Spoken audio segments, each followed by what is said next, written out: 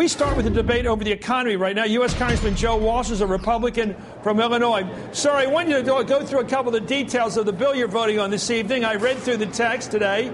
Here's what I learned. The plan doesn't say what exactly has to be cut, but it has a special exemption for war on terrorism spending. The cap reduces spending of the federal government to 19.9% by the year 2021, 10 years from now, and both the House and the Senate would need a two-thirds vote on a constitutional amendment to balance the budget, and then it would go to the states to ratify. And if the House and Senate both did not get that two-thirds vote, the debt ceiling could not be raised. Let me ask you the most fundamental question most people, I think, will ask after hearing what I just said. Your side, led by Grover Norquist, has criticized the president for not calling for specific budget cuts. Why is the bill you're voting on today not mention any specific cut? Hey, Chris, let me just correct you. I'm not an artist, so this isn't performance art. And Grover Norquist, great guy, isn't leading my side, all right? Oh, he isn't? Okay. No, he's not, he thinks Chris. He is. He's not. Well, he may think so, but he's not, all right? And you know better than that. Look. Did you sign his petition? We are passing. Did you sign his petition? Yes, I've signed a number of petitions, Chris. Why his? Because I do not want to increase taxes, and I won't increase taxes. Hey, Chris, let me answer your first question. Who wrote his petition? Hey, Chris. You didn't write it. Chris. He did. Hey, Chris, let me answer your first question. Let's try there, my friend, all right? Yes, the House is going to do something historic tonight. We will, for the first time, pass a plan out of the House. Now, you may not like this, but this is a plan that's going to... This is a plan that's going to pass out of the House. And the key aspect, Chris, the key aspect of this plan is the balanced budget amendment, forcing members of Congress to balance their books every year. Yes, there'll be some flexibility with the cuts when this goes over to the Senate, and there may very well be some negotiation and flexibility on the caps. But look, I'm a freshman who came here to change the way this town does business, and we're going to do that by structurally, Chris, reforming spending. Okay, you signed Grover Norquist's petition. He says there should be specificity in the cuts. Why does your bill you're talking about today, you're saying is a plan, have no plan for cuts? Where are the cuts? It doesn't have any cuts. I've got the bill right here. It's not in here. Hey, Chris, it calls for $111 billion in cuts. But again, my friend, I also signed a pledge that said I will not raise. And by the way, this wasn't Grover's pledge. Why don't you answer my question? Hey, Chris, let me answer your question. Okay, where are the cuts? Hey, Chris, I also signed a pledge that said I'm not going to vote to raise the debt ceiling unless we pass a balanced budget amendment. That, Chris, I know you want to get away from this. That's the key aspect of this plan. And unlike you, I'm pretty optimistic. I think we've got a great chance to pass a balanced budget amendment, Chris, out of both the House and the Senate this year and send it to the states. Okay, let me just ask you three questions. The bill you're going to vote for this bill today, right? One at a time, Chris. Well, okay, yes, I can't get the first answer. Yes, Will you tell me why it doesn't name the cuts? Why doesn't it name the cuts? It calls for $111 billion in cuts, Where? Chris. And again, in the bill, Chris. Where are the cuts? In the bill. In non-defense discretionary spending. What's that? 111 bills. Chris, you know what that is. Again, you want to harp on this. I'm telling you right now, for the first time, where's the president's plan, Chris Matthews? Right, that's where's the Democrats' plan? Right. No. But wait a minute. You've criticized the president for not having a plan, and you don't have one. I'm looking at your document. Have you read it? I'll criticize the president for more than not having a plan. He's not serious, and he's playing politics. For the first time in this town, Chris, the House is going to pass a serious plan to get spending in this town under control. And you want to ignore the most important piece of that, which is a balanced budget amendment to the Constitution. And I got to tell you something. The American people are beyond you on this, and they're beyond the president. They want us to do something dramatic. Okay, your bill doesn't specify cuts.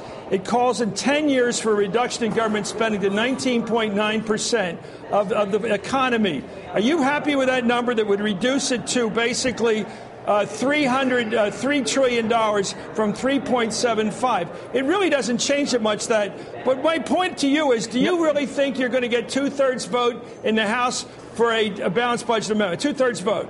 Hey, Chris, the fiscal situation now. Will you get a two-thirds? You said you're going to get a two-thirds vote. Yes. is so severe that we have a great chance this year to pass this out of the House. Look, 80% of the American people believe in a balanced budget amendment. Most states have to live according to one. All households do. This is something Americans understand. Okay. And I'm telling you, all these Democrats, Chris, that have not put forth a plan or a budget, they are going to have to sign on as well. Okay, just to repeat what's obvious to everybody watching, your plan does not have any cuts in it. It doesn't explain where the cuts are. What's the president's plan? Hey, Chris, that's the point. It's tit for tat. I pointed out that your party has said the president doesn't have a plan.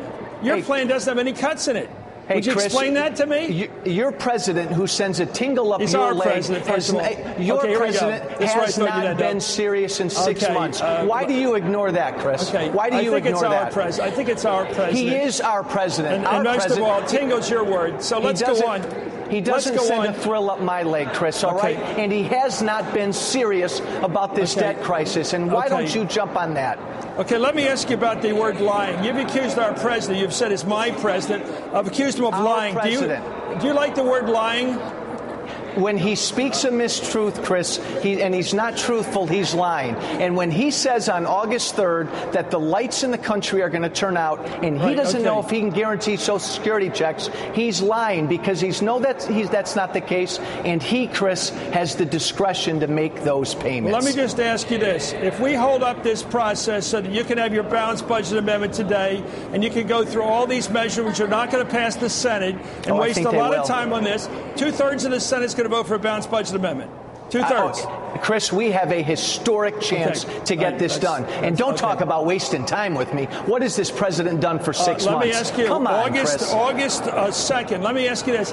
If we do have spiking interest rates, if we do have a drop, a downgrade of our bond rating in this country, and we do have a financial crisis because we haven't done this on time, which you say is not that important, will you resign? August 2nd's not important, Chris. Solving this debt crisis is important. If we have a crisis in August, will you resign? Chris, will you resign? Will you leave your show? I don't hold a public office. Chris, what kind of a silly question is that? You know what? Because you're saying it doesn't matter. Hey, because Chris, the silliness is on the part of those who say we don't have to act. Questions you're asking me. If we raise this debt ceiling without real spending reform, Chris, that's when the markets are going to react negatively. We have got to change the way this town does business. I know you don't acknowledge that, but we have to, and we have a great chance to do it. One last question. Are you concerned that this is going to go on through August, and we're not going to get this done quickly? Are you concerned about that?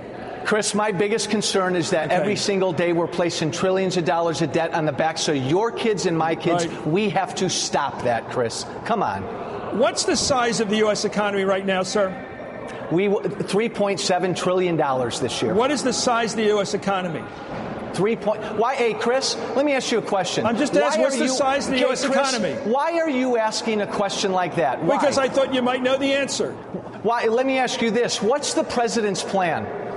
What's the president's plan, Chris? Is to sign a debt ceiling bill before August 2nd, which you say is not important. What will that what is his plan? What that will do is avoid default. It will avoid a crisis in the world, which everyone recognizes who understands the situation. Hey, Chris, you challenge that, and that's your right. You're a congressman. Therefore, I think you should think about your responsibilities. Chris, how serious a job has he done with government spending?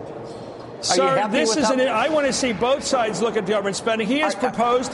Chris, are you happy with the job he's done? Today, he supports the Gang of Six with up to a $4 trillion debt reduction. You what did he support? You have said you will do everything you can to stop that.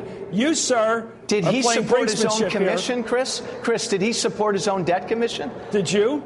Did he no? Did he mention let's debt stop in the his State of the absurdity here, Union? sir. Come on, Every time Chris. you make a challenge to him, I ask you, do you have specific cuts? This is what you do on your show. This is what you bully. You know what you do? You bully guests. Answer me a question. Did the president ignore the debt situation in his State of the Union address? We have seen this issue coming, sir, and you have seen it and planned for this kind of obstructionism from the beginning. You guys have been organizing yourselves. No, organizing yourself to bring this to a crisis, and you've succeeded, sir. Hey, Chris. I'm just asking, Hey, Chris. will you play by the rules and quit if you're here's wrong? how out of touch you are. You said Grover Norquist is my boss to Well, I start think he this is. show. Oh, come on. How silly is that? He Let me ask wrote you the a question. petition, and you signed it the way he told you to. Verbatim. Chris, You did what he told you to Chris, do. I've signed a number of petitions. Why? Why did the Senate vote 97-0, Chris? 97-0 against the president's budget. Why? Sir, Why? You signed. I'm just asking. Well, we're not getting anywhere. This is childish, sir. I've asked you why your budget And this, proposal Chris, today you're this voting is for why has a lot no of people proposal. don't come on your show because it tends to get childish. You don't let people answer, my friend. Look, the House is going to do something historic tonight. Yeah, you well, may not like it, but let's see how this plays out. And I think there's a fighting chance this year to pass a balanced budget amendment out of both houses. By the way, do you support that, Chris? Let me just ask you, it? sir, you started this conversation. You called the president of the United States a liar. Then you said he's my president, not yours. I said he's lied, Okay, Chris. well, our president has lied. Okay, your pal Yes. Joe Wilson says he's a liar. You say he's lying. You're all in the same game. I think it's bad We're all behavior. in the same game. You know, you were a lot before you got so You've got caught to up in improve this your president. language a little bit, No, sir. We'll be better off. you But need to please be come back more- on the show. You I need to be appreciate more you coming objective, on. but I love it, Chris. Thank you. Thank you. Thanks for coming on, sir. Congressman Joe Walsh. Thank you.